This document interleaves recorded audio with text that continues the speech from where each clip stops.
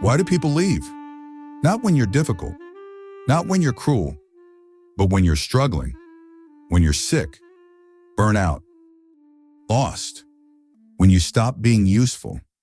Imagine waking up one day and realizing something about you has changed. You still love the same people. You still think the same thoughts. You still feel everything. But suddenly, you're treated differently. You try to explain yourself, but your voice doesn't land the same way anymore. You don't scare people. You burden them. And slowly, without shouting, without conflict, they begin to step back. Not strangers, your family, your loved ones, the people you sacrificed everything for. This isn't a story about betrayal. It's a story about conditional love, about how care turns into obligation, how obligation turns into resentment, and how resentment quietly turns into relief. At the thought of your absence, this story doesn't ask, why do people hurt each other? It asks something far more uncomfortable. If you could no longer provide, would anyone stay? Tonight, we're going to explore that question through one of the darkest psychological stories ever written. A story where a man changes overnight, but the real transformation happens in the people around him. This is the story of Gregor Samsa. And by the end, you may realize this isn't just his story. Part 1. He didn't panic. That's the problem. Gregor Samsa wakes up late. That's how the nightmare begins. Not with terror, not with screams, with lateness. He opens his eyes and immediately realizes something is wrong. His body feels heavy, unfamiliar, uncooperative. He tries to move his legs. They don't respond the way they should. Where arms should be, there are twitching limbs. Where skin should be, there is a hard, segmented shell. His abdomen bulges, dragging him down into the mattress. And yet, Gregor does not panic. He does not cry out.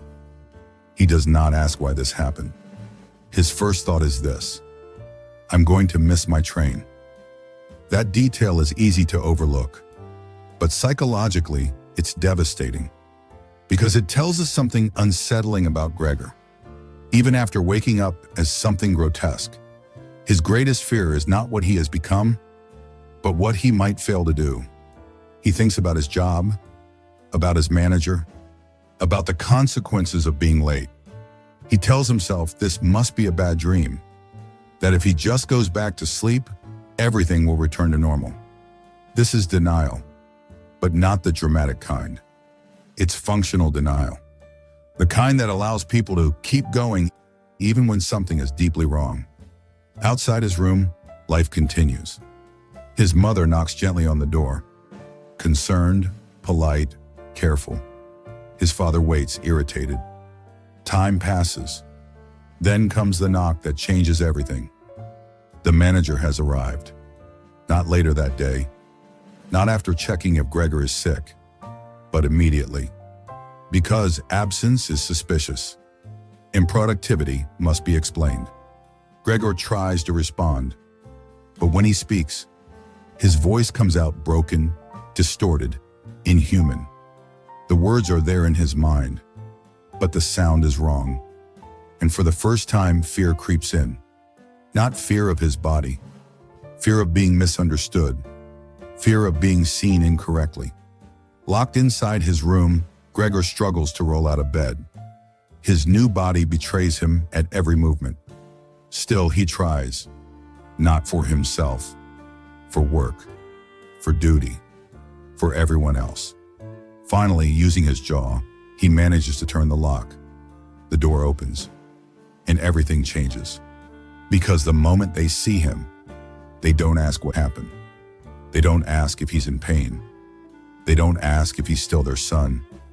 They recoil. They scream. They step back. In that instant, Gregor understands something he never had before. The world does not see what you feel. It sees what you appear to be. And once that image breaks, so does everything else. But this is only the beginning. Because the real transformation doesn't happen to Gregor's body. It happens to the people who love him. And in the next part, we'll see how compassion quietly turns into disgust, and how care becomes something far more dangerous. Part 2. When care turns into something else. At first, Gregor is not completely alone. His room becomes his cage, but someone still opens the door. His sister. She brings him food. She cleans the floor. She speaks softly, carefully, as if he might still understand. And he does. Gregor understands everything. He hides under the couch when she enters. Not because he wants to scare her, but because he's ashamed. Ashamed of his body. Ashamed of what he's become. This is important. Gregor doesn't lose his humanity when he transforms. He loses it when he starts seeing himself through their eyes. At first, his sister experiments with food, fresh meals, scraps, leftovers. She notices something strange. Gregor no longer wants what humans eat. He prefers decay, rotting food, garbage. And slowly, without realizing it, she begins to treat him accordingly.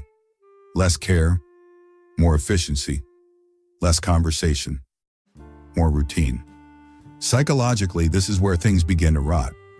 Because care that is fueled by love feels different than care fueled by obligation. Love asks, "How are you feeling?"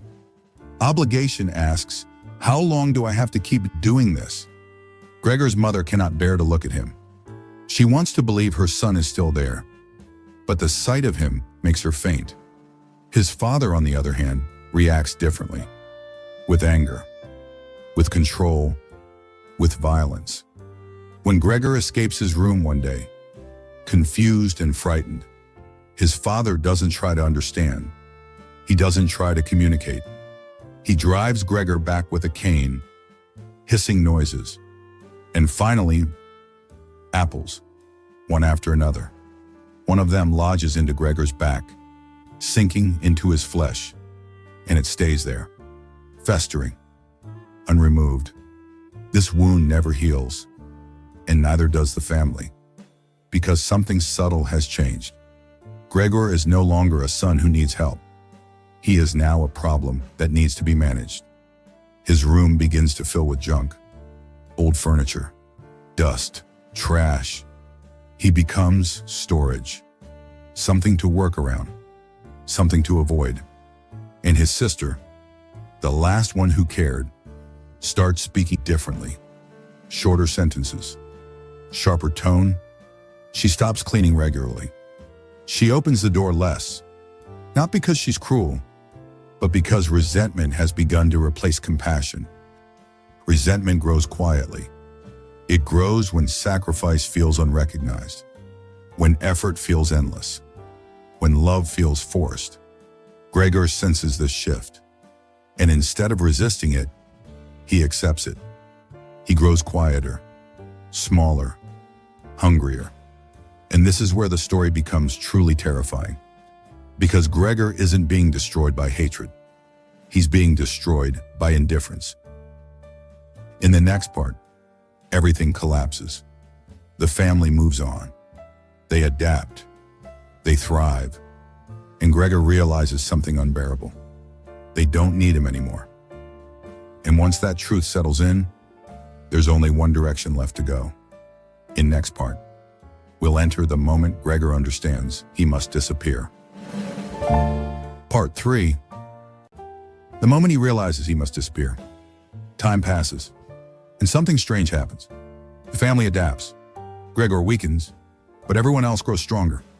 His father gets a job again, wears a uniform, stands taller. His mother begins sewing late into the night. His sister finds work, grows confident, matures quickly. Life continues, just without him. Gregor watches from the darkness of his room as his space shrinks. Furniture is removed, memories cleared away. His room is no longer a bedroom. It's a storage space. And Gregor understands the message without anyone saying it out loud. There is no place for him anymore. The door to his room is only opened in the evenings. Not for conversation, not for care, but so he can watch them eat. They sit together in silence, tired but functional, talking about work, about money, about the future. They never speak to him. They never look at him. And something inside Gregor changes, not into anger, into clarity. One night, music fills the apartment. His sister plays the violin, and for the first time in a long while, Gregor feels something other than hunger or shame. He feels drawn, not to food, not to escape, to beauty, to memory, to something human. He crawls out of his room slowly, painfully, following the sound. He doesn't want to be seen. He just wants to be close. But he is seen. And everything shatters. The tenants, strangers renting a room, are horrified. They recoil. They demand their money back. They see what the family has been trying not to see: a monster, a problem, a disgrace. And that's when it happens. His sister finally says it out loud. She doesn't whisper. She doesn't hesitate. She says, "This is not my brother." She says they must get rid of it, not help it, not save it. Get rid of it. In that moment, Gregor understands everything. Not intellectually, emotionally. He understands that his presence causes pain, that his existence is an inconvenience, that love has been replaced by relief at the thought of his absence. He doesn't argue. He doesn't protest. He turns around. He crawls back into his room. And for the first time since the transformation, he stops trying. He stops eating. He stops moving. He stops hoping. There is no dramatic farewell, no final speech, just silence, just exhaustion, just acceptance. Gregor lies still in the dark, thinking of his family with love. Not bitterness, not anger, love. And that's what makes this unbearable. Because even at the end, he still cares more about them than they ever cared about him. In the final part, Gregor dies. And what happens next is the most disturbing part of all. Because it's not how he dies. It's how everyone else reacts. In next part, we'll face the relief that replaces grief. Part 4, when his death feels like freedom. Gregor dies quietly. There is no struggle, no witnesses, no one holding his hand. By morning, his body is still. The charwoman finds him first. She doesn't scream. She doesn't mourn. She pokes him with a broom. Then she says something chillingly casual. "You don't need to worry anymore. Not he's gone. Not your son has died. Just, you don't need to worry anymore." When the family hears the news, their reaction is not grief. It's relief. They stretch. They breathe easier. They sit together at the table and feel something unfamiliar. Peace. They take the day off work. They dismiss the tenants. They leave the apartment and ride a tram into the countryside. Sunlight fills the air. For the first time in months, they talk. They smile. They plan. And as they sit together, something else happens. They look at their daughter. She stretches her young body, full of life and potential. And her parents think, not with sadness, but with hope, about her future, marriage, stability, prosperity. Gregor is never mentioned again. Not because they are evil, but because the burden is gone. And this is where the story delivers its final psychological blow. Gregor did not die as a tragedy to those around him. He died as a solution. His existence had become a problem that needed resolving. And once resolved, life could continue. Kafka ends the story here. No punishment, no regret, no lesson spelled out. Just a family moving forward. And that silence is intentional, because it forces us to ask something deeply uncomfortable. If someone's suffering ends our discomfort, does that make their disappearance acceptable? If a person no longer contributes, no longer fits, no longer functions, what happens to our empathy? Gregor's death exposes a truth we rarely want to face. Love, when tied to utility, is fragile. Care, when fueled by obligation, expires. And when someone becomes a reminder of fear, shame, or failure, even the kindest people may secretly wish for them to vanish. Gregor doesn't haunt his family. He doesn't curse them. He doesn't return as a symbol of guilt. He simply disappears, and life improves. That's what makes this ending so disturbing, because it doesn't feel fictional. It feels familiar. We see it in how society treats the sick, the unemployed, the elderly, the burned out, the broken. We don't push them away loudly. We let them fade quietly, and we tell ourselves, we did all we could. In the conclusion, we'll finally step back and ask the question Kafka leaves hanging. What does this story reveal about us? And what does it demand we confront in ourselves? Conclusion: what Kafka was really warning us about. When Franz Kafka ends the Metamorphosis, he doesn't tell us how to feel. There is no moral speech, no punishment for the family, no justice for Gregor. Because Kafka isn't interested in comforting us. He's interested in exposing us. Gregor Samsa's tragedy is not that he turned into an insect. That transformation only made visible what was already true. Long before the shell, long before the legs, long before the locked door. Gregor was valued for one thing only: what he provided. And the moment that disappeared, so did his place in the world. This is the quiet horror at the center of the story. Not cruelty, but conditional humanity. Kafka forces us to confront a question we rarely ask honestly. If someone can no longer work, produce, succeed, or serve, do we still see them as fully human? Gregor's family doesn't hate him. They don't torture him. They don't consciously decide to be evil. They simply adapt.